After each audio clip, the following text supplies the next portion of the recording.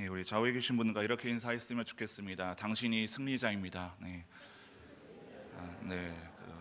월요일 새벽 아침 이렇게 비가 쏟아지고 굉장히 피곤하고 또 이렇게 나오기가 힘든 그 시간 가운데 또 성령님께서 부어주실 그 은혜를 기대하며 우리가 이 자리에 모인 줄 믿습니다. 오늘 청년들은 제가 졸아도 뭐라고 하지 않을 테니까요. 또 성령 안에서 그 꿈을 꾸며 하나님께서 보여주시는 그 비전 하나만 우리가 바라보며 돌아갈 수 있는 오늘 이 시간 되기를 간절히 소망합니다. 코로나 기간 동안 우리나라에 한 6만여 개의 교회가 있는데요. 그 코로나 기간 동안에 만여 개 교회가 이제 사라졌다고 합니다. 지난 한국교회 그 역사를 돌아보면요, 실로 세계에서 찾아보기 힘들 만큼 주님의 그 은혜로 놀라운 그러한 성장을 이루었습니다. 그러나 이제 수십 년 전부터요, 이제 한국교회 어떤 그 위기에 대해서 계속해서 이야기를 하고 있습니다. 최근에는 이제 주일학교가 이제 없다라는 어떤 그런 이슈를 가지고 지금 한국교회의 현 주소 그런 위기를 진단을 내리고 있습니다. 더군다나 영적 침체를 더 걱정하는 그러한 시대가 바로 오늘을 살아가고 있는 우리의 시대가 아닌가 듭니다. 미래를 낙관하기 어렵고요, 영적 긴장이 더욱더 필요한 시대가 바로 우리가 살아가고 있는 이러한 시대입니다. 지금으로부터 수천 년 전에도요, 가장 어려운 시기, 사실 영적으로 침체된 정도의 수준이 아니라 영적으로 완전히 초토화된 그러한 시대, 사회가 무너지고 그 가운데 소망을 노래할 수 없는 그러한 어두운 그러한 사망의 그늘 아래 있었던 그러한 시대가 있었습니다. 그때 소망을 노래한 그 선지자가 있었는데요, 그 사람은 바로 오늘 말씀을 기록한 요엘 선지자입니다. 그때 상황이 어떠했는가, 그 앞서 요엘서 1장 17절 18절에 보면요, 이렇게 나와 있습니다. 우리 함께 한 목소리 읽겠습니다. 시작. 씨가 흙덩이 아래에서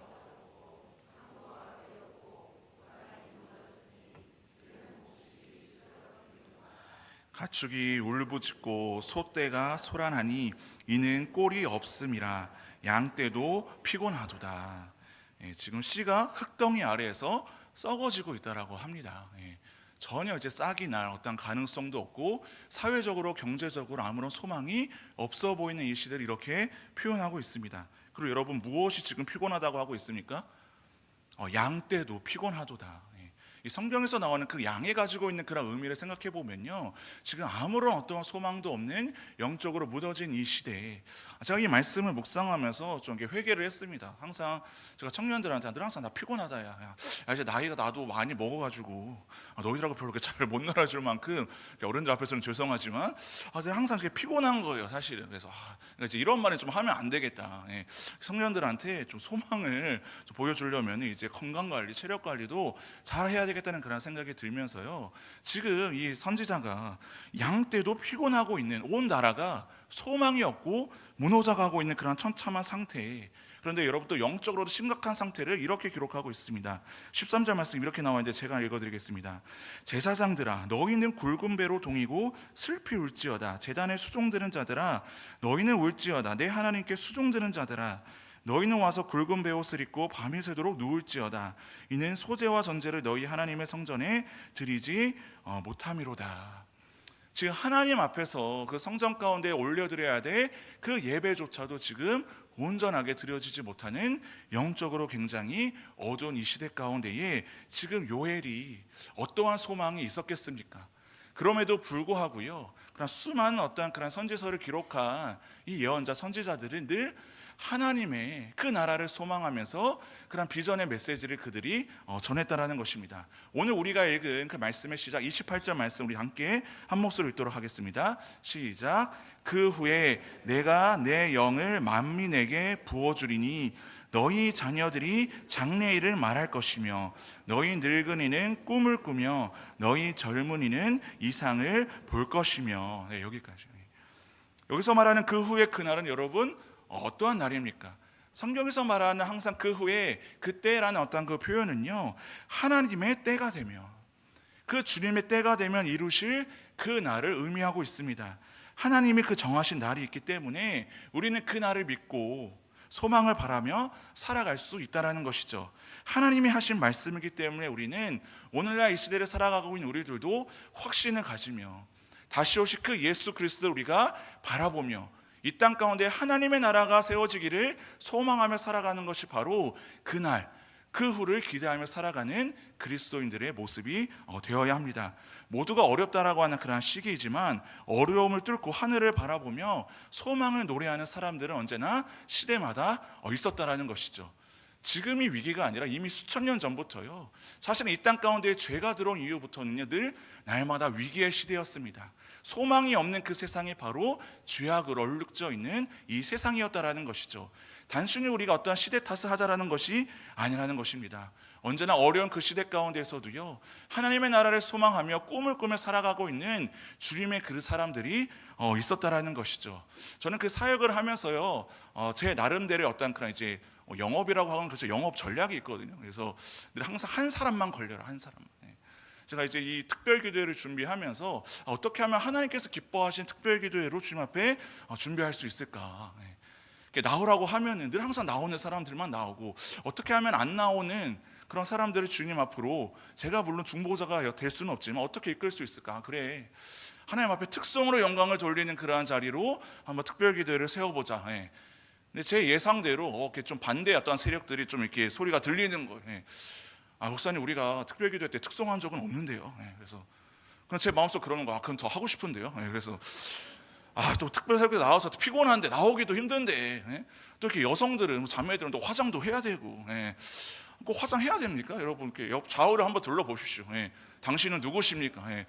아예 몰라봐요. 그래서 화장 안 해도 되는데, 물론 누군가는 굉장히 괴롭고 힘이 드는 시간이 될 수는 있지만, 저는 그 가운데에서 한 명만 은혜 받으며, 한 명만 성령의 불 받으면요 그 공동체가 변화된다라는 거예요. 저는 아멘이 안 나오네요.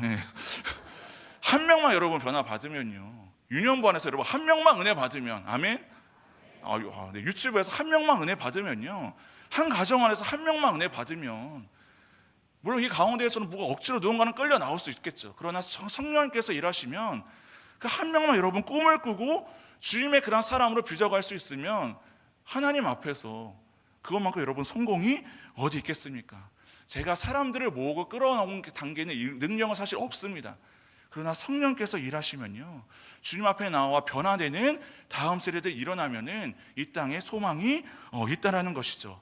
지금 요엘 선지자가 이 말씀을 전하고 나서 800년 후에 사도행전 그 말씀을 보면 오순절에 성령이 강림하신 후에 베드로는요 이 사건을 이렇게 해석을 합니다. 요엘서의 예언이 이루어진 것이다.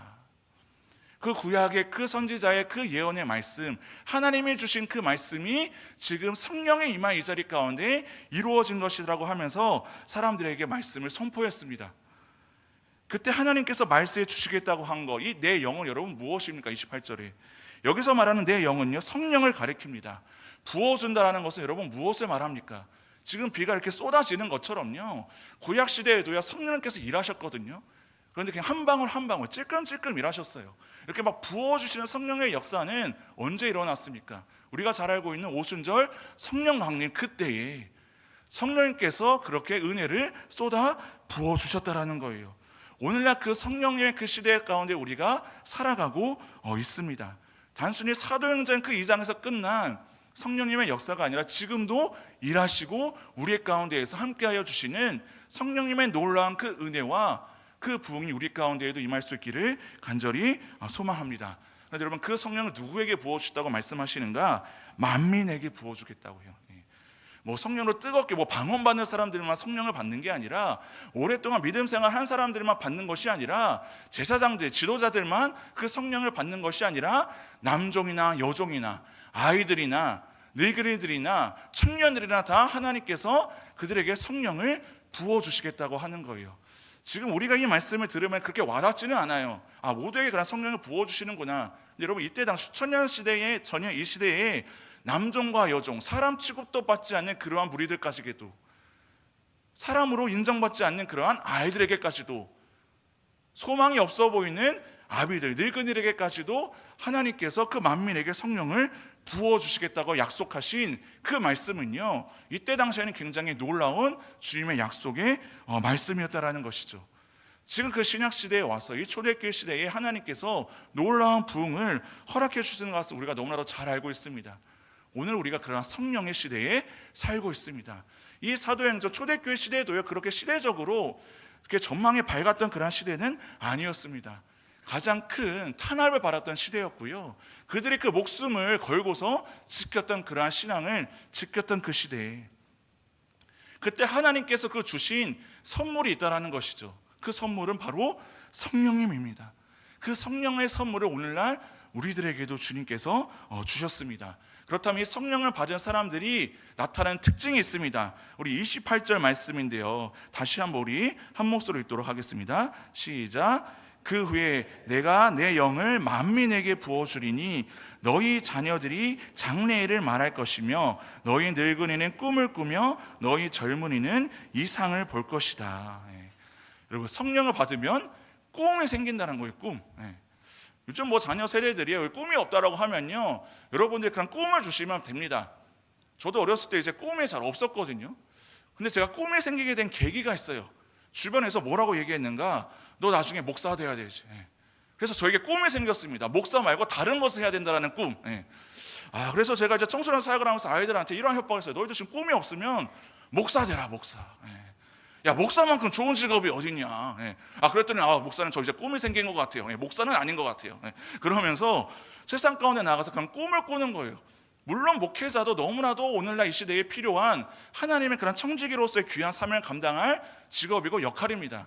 그러나 여러분, 세상 가운데에서도요, 하나님께서 허락하신 일터, 가정, 그런 삶의 자리에서도 하나님께서 우리에게 부어주시는 그런 꿈이 있다는 것이죠. 누구에게요? 성령을 받은 자들에게. 그들이 여러분 어떠한 꿈을 꾸어야 되겠습니까? 하나님의 나라가 세워지고 이 땅의 교회가 교회다워지고 이 세상에 건강한 그런 성도들 한 명이 한 명이 일어났을 때에 아까 청년들의 찬양으로 고백했던 것처럼 교회 이전에 우리가 성도입니다 이렇게 고백하지 않았습니까?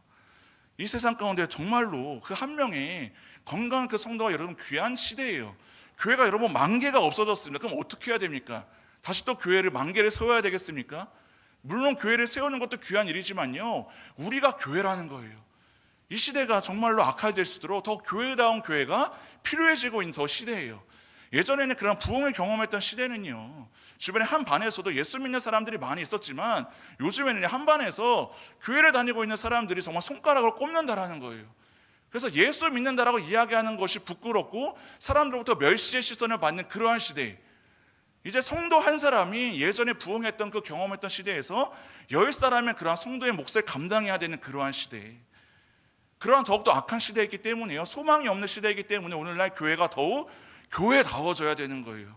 우리의 예배가 더욱 예배다워져야 되는 거예요. 우리의 기도가 힘을 잃는 것이 아니라 더욱 기도가 기도다워지는, 성도 한 사람이 정말로 주님의 제자로 세워지는 그러한 꿈을 하나님께서 우리에게 오늘도 부어주시고 보여주신다라는 것입니다.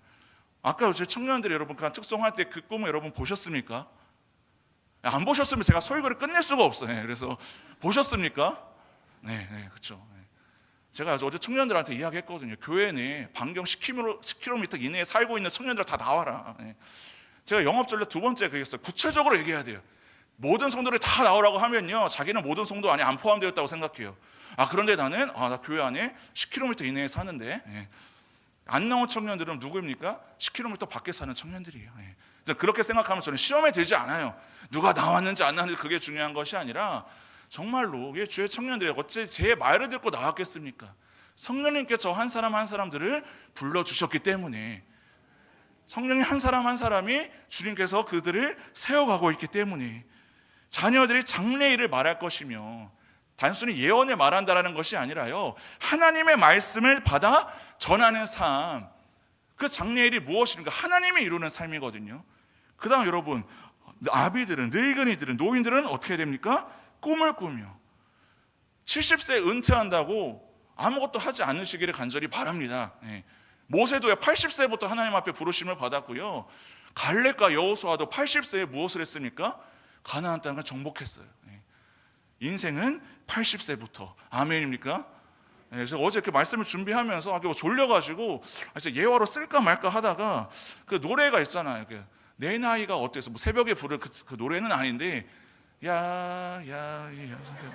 내 나이가 어때서, 사랑하기 딱 좋은 나이라고 하는데 복음 전하기 딱 좋은 나이가 80세 아닙니까? 죄송합니다. 원고에 없는 내용이라서.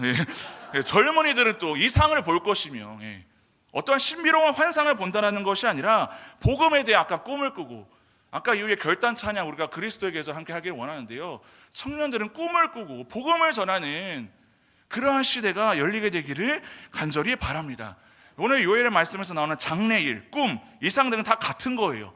성령님을 통하여서 영혼 구원의 사명에 붙들려서 살아가는 그러한 우리의 인생들, 여름 사역뿐만이 아니라요, 매 주일 주일 학교를 통하여서 하나님께서 그 어린 영혼들을 통해 어떻게 일하시는가, 다음 세대라는 우리가 용어로 해서 이야기를 하는데요, 나중에 수십 년 이후에 하나님께서 그 다음 세대를 통해서 일하시는 것이 아니라 지금 일한다는 거예요. 지금 10살짜리 초등학교 3학년을 통해서도 부모에게 복음을 전할 수 있습니다.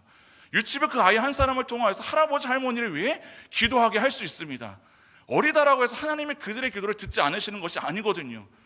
청년들이 철없어 보이지만, 사실이에요. 철없어 보이지만 이들이 꿈을 꾸고 복음을 전하는 삶을 살면요, 우리 대성교회가 뒤집어지는 역사가 일어날 수 있게 되기를 간절히 바랍니다. 아멘입니까? 그래서 제가 첫날 이렇게 불렀거든요. 다윗 청년, 야, 너희가 먼저 이렇게 그런 마중물이 되었으면 좋겠다.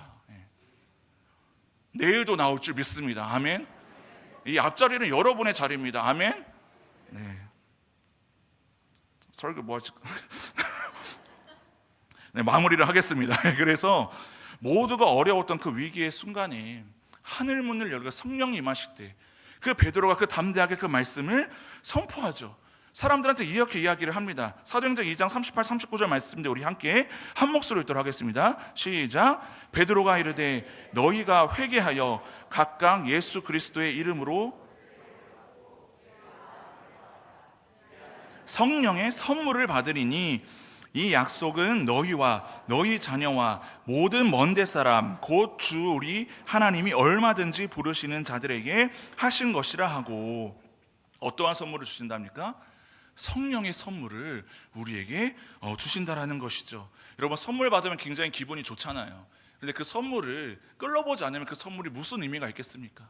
항상 성령께서 우리에게 그렇게 선물 같은 어떠한 존재로 우리에게 다가와 주시고 우리를 불러주시고 찾아와 주신대요.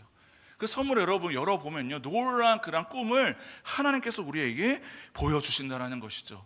아무것도 할 수 없는 것 같은 이러한 위기의 시대에 우리가 다시 한번 성령님의 그 임재 가운데에 하나님의 나라를 바라볼 수 있는 비전을 품고 살아가는 저와 여러분 될 수 있기를 간절히 바랍니다.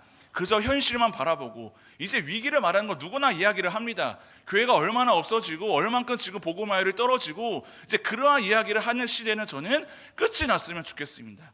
그러한 시대 가운데서도 소망을 노래했던 요엘 선지자처럼 그저 우리가 낙관론자로 우리가 살아가자라는 것이 아니라 하나님을 바라보면요, 현실의 문제를 넘어서서 일하시는 전능하신 그 하나님 우리가 바라보면 하나님의 나라를 꿈꿀 수 있고 주님의 그 약속의 말씀을 붙들고 이 땅 가운데 승리케 하여 주시는 주님과 함께 살아갈 수 있다라는 것이죠. 오늘날 예수 그리스도를 믿는 우리들은 모두가 다 성령을 받았습니다. 예수님을 믿을 때 우리는 오순절 성령 강림의 사건이 우리 가운데 임하였습니다. 그렇다면 우리는 꿈이 생겨야 되지 않겠습니까? 현실을 바라보며 좌절하고 낙심하는 것이 아니라 오늘날 이 시대의 다음 세대를 바라보며 우리를 통하여 일하실 하나님을 우리가 바라보며 살아갈 때에 날마다 꿈을 꾸고 소망을 품으며 살아갈 수 있는 저와 여러분 될 수 있기를 간절히 바랍니다. 이번 여름 성경학교를 통해 수련회를 통하여서 몇 명이 모이는 게 여러분 중요한 것이 아니에요. 한 사람, 그 부서 가운데 다니엘 같은 한 사람만 나오면, 그 부서 가운데 사무엘과 같은 한 사람만 나오면, 다윗 청년회 안에서 다윗 같은 한 사람만 나오면요, 그 공동체, 그 가정이 반드시 회복되고 부흥될 줄 믿습니다. 이 시간 우리 함께 그리스도의 계절, 민족의 가슴마다 우리 함께 찬양하고 기도하기를 원하는데요, 정말로 우리가 주님 앞에 갈급한 심령으로 하나님의 나라가 임하게 하여 주시옵소서. 주의 청년들뿐만이 아니라 우리 모두가 청년이고 교회입니다.